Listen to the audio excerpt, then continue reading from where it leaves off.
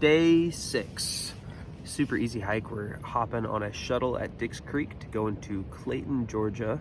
So we only have a little bit over 4 miles. I'm slow moving this morning. If you watch day 5, you know that I didn't get a whole lot of sleep on the night of day 5, but we are recovering. I think if I get up and have some coffee, my chocolate drink thing,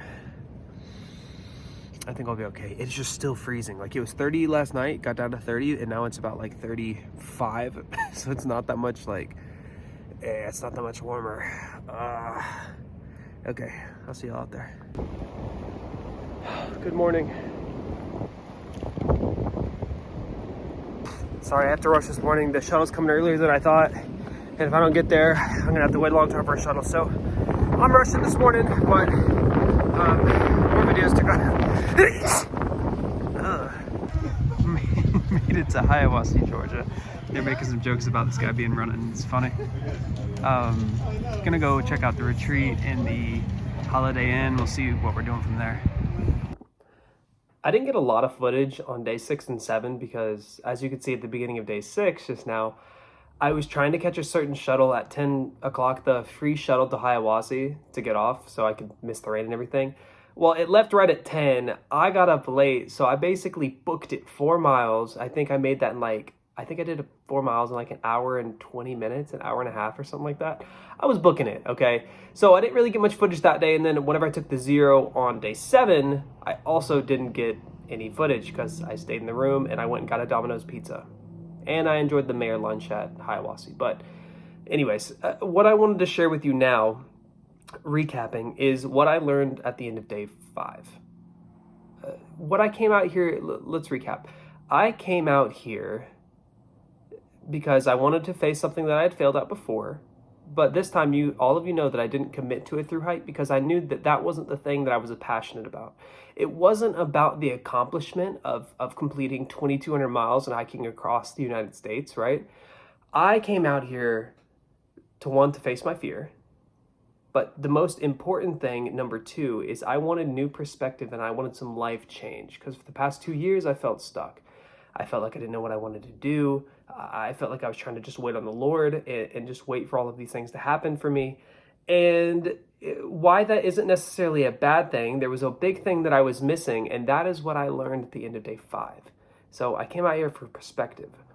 I got into camp about 6 p.m. on day 5, and I got talking to 2 married couples there that I had seen and passed a couple of times, so we had built up some rapport, and it was nice to see them again. And then eventually I was just eating dinner there on the bench, and they were over there talking about their plans because they were going to go into town together the next day or two. And I asked them, I said, hey, I know that y'all don't know me, and I mean, you know my name, but you don't really know anything about me. What do you... Sorry, I had to wait for the unit to turn back off. But I asked them, I said, I told them a little bit about me, and now that they've got to talk to me for the past... I met them on day 1, so we had talked interchangeably for about 5 days. It's like, what do you guys think I should do with my life? Not necessarily, I meant career-wise. I was speaking completely just job-wise, so I asked them that blind first, and then I went through and explained to them, and they said, one guy said, oh, I could see you doing, I got sales, and then the other one was, he said, I could see you being a doctor. And by the way, they didn't know anything about me, personality-wise, really, very little. We've had a couple of common social interactions, but nothing special. So then I kind of explained to them the things that I've done, what I've tried, what I liked and what I didn't like. And then once they kind of got to know me over my personality for the next 30 minutes that we talked,